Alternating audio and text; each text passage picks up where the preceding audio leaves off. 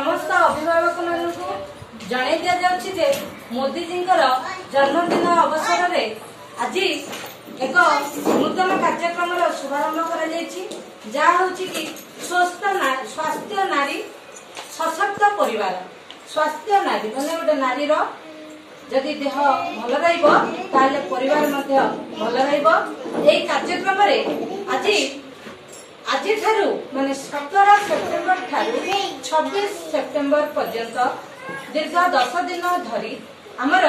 एक कार्यक्रम प्रत्येक सरकारी हॉस्पिटल मानकरे चलुछि जहाँकि